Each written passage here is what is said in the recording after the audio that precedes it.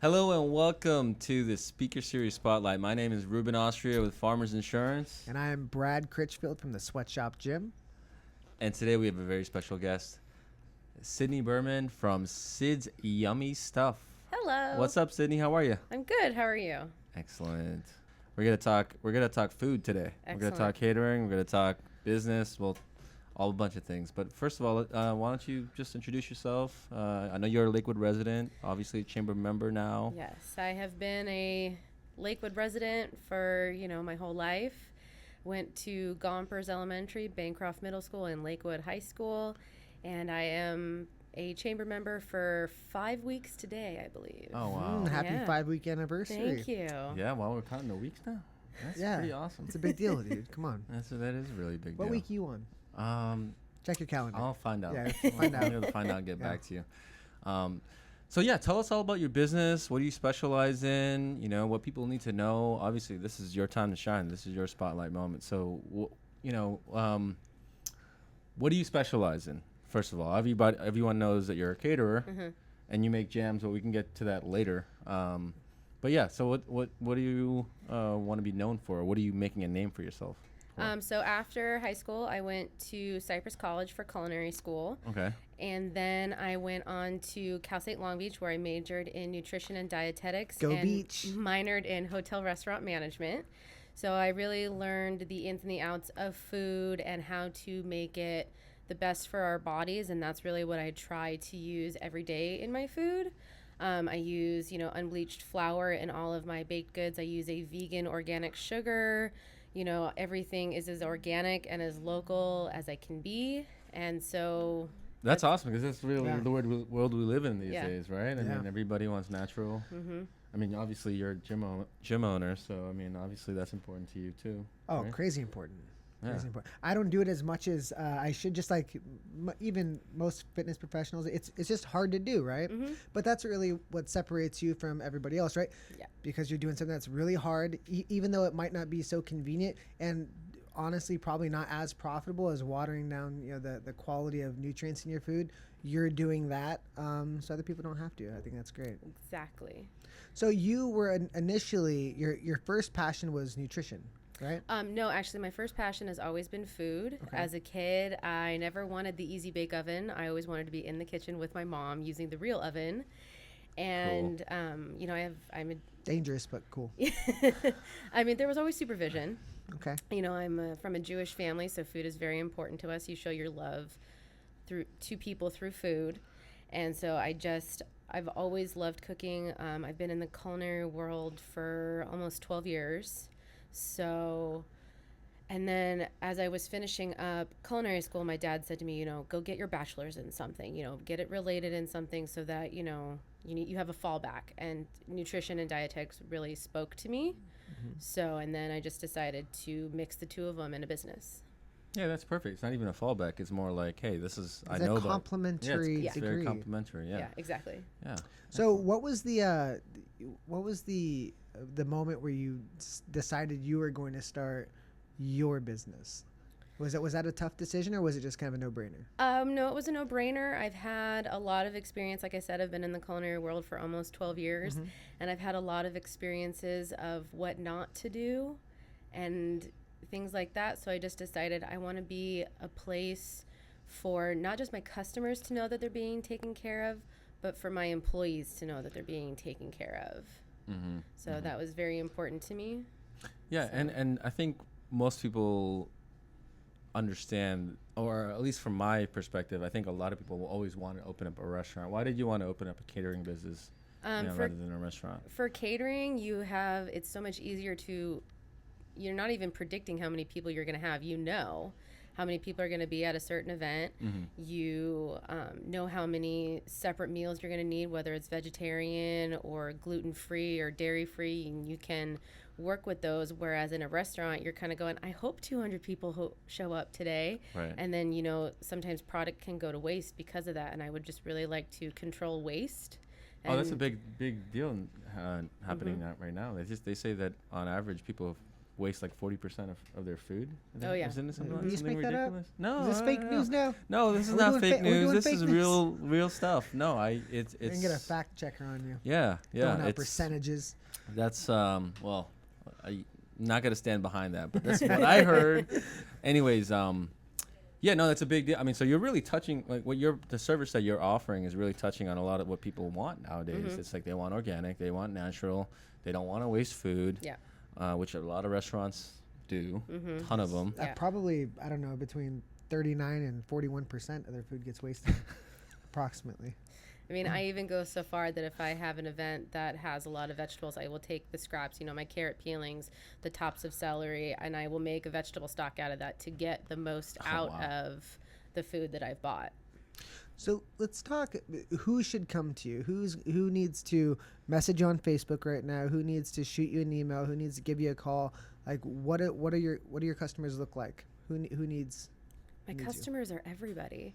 But it's people who care about the quality of the food that they are feeding themselves and their families. My jams, I use the fruit I try to be as local and as organic as possible. And for a catering event, it's people who know that I'm not going to be compromising my values and my food preferences to make more money off of their event. If what I want to do for an event isn't going to work because I can't find the ingredients or I can't find it organically, I'm not going to compromise that part of my business and myself to make more money off of their event. Okay. Well, I mean, so basically anybody who's going to be throwing an event anytime soon, and what kind of scale of an event would those people? I have done everything from a 10-person event to 150. Okay. So Okay. yeah, So like anything weddings in between or anything okay. more, I am. So game. parties, Whatever bar you want, mitzvahs. Brad. Have it your I have way. done a bat mitzvah, yes. How are those? Nice. It was the biggest event that I have done, and it is the most proudest event I have done. I had everything planned out to, the times that I needed everything to get started. And my assistant during that event, she sent me out to go hyperventilate.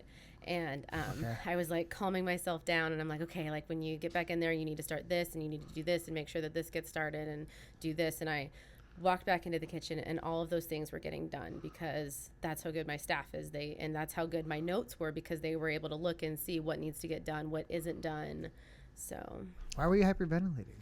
it was my first really big event. Is it because and it's bar mitzvah? it was the bat mitzvah, yes. Am I saying that wrong? Bat mitzvah is for girls, bar mitzvah is for boys. No way. Yes. Did not know that. You learned something new today. Man, never gonna watch an Adam Sandler movie the same. I don't know what that even means. So catering is obviously a big part of your business, right? But we have to talk about something else, which I think you're obviously very proud of, Yes. and let's do a jam session. Let's do a jam session. Let's do a jam session. That was a good one. Yeah. So you recently won an award. Yes, I just recently won 3 awards at the Orange County Fair. My apple butter won first place. My apricot jam won third place. And my apricot blackberry mixture jam got an honorable mention. So I have And this is 3 your first time entering, you said. First year entering.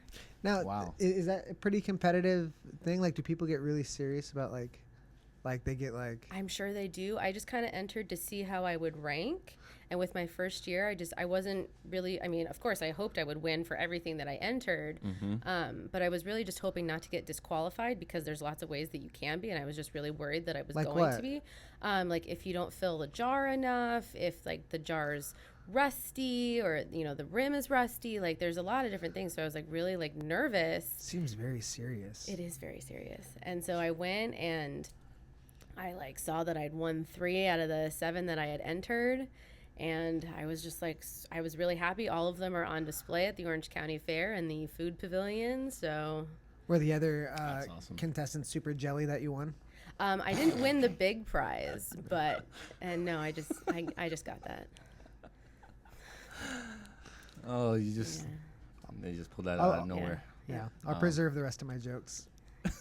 Wait, reserve. Whatever. No, but really, I mean that's amazing. Yeah, I'm very proud of it. That's amazing. Especially for my first year entering. So is apple butter like your favorite one? Is that the one you're kind of like? I mean, apple butter is good on everything from, peanut butter and jelly to, just, I mean, I eat it off of a spoon. So there are a lot of different types of jellies and jams and preserves. If Reuben was a type of jelly, which one would he be? Guess raspberry. Really? Raspberry? Yeah. Okay. Raspberry. Yeah. Okay. Okay. Cool. Which one would I be? I'm going to go with my fiery pineapple. Fiery pineapple. That sounds really That good. sounds like a compliment. I think that was a compliment. Ooh, one for me. All right. I still owe you one, by the way. So where can people get the jellies and jams and preserves? So actually, Lakewood has a farmers market that has been there for over a year. Saturday mornings, 8 o'clock in the morning till 1 o'clock in the afternoon at the Lakewood Mall right next to El Torito at Lakewood Boulevard and Candlewood Street. Awesome. And you're there every week? Every week. Very cool. So make sure you look out for Syd and her yummy stuff at... What all do you have there? What do I Like have at there? the farmer's market. Oh. Like what can people get? You can get jams and jellies. Okay. We've got tamales. We have pupusas. We've got bread. What's a pupusa? Pupusa is there's masa and then it's filled with like chicken or beef or vegetables, and they sear it on the flat top. Okay. I was just curious. Do you have any? Are you gonna have like fiery pineapple? That'll be Yeah. there. And raspberry? Yes. Okay. Cool. Cool. Then we're there. Yeah, because we're going to have to find out why, Yeah, I know. that's our association. What if I taste it and I'm just like, that is so me? Like, wouldn't that be weird? That'd be like a weird thing to feel in the moment. All right. So fiery pineapple has jalapeno in it, and so you get the sweet and you get the heat, and it's just a little firecracker. It's a little firecracker. Mm-hmm. I see. Now I see why you're A a little pineapple. That's not the first time I've been called the little firecracker either. Mm-hmm. So that makes perfect sense. Very cool. So All what? right. Excellent. Well, make sure you visit Syd at the Lakewood Farmers Market at Candlewood and Paramount. No. Candlewood and Lakewood Boulevard. Candlewood and Lakewood Boulevard. Make sure you try the flaming pineapple. Fiery pineapple. Fiery pineapple. Fiery pineapple.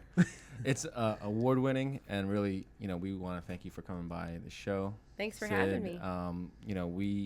We want to let you know, and all you other members out there, that we would like you, if you haven't been on the Speaker Series Spotlight before, please reach out to us. We want to have you on the show. We want to basically spread the good news about what you're doing for the community, and that's about it.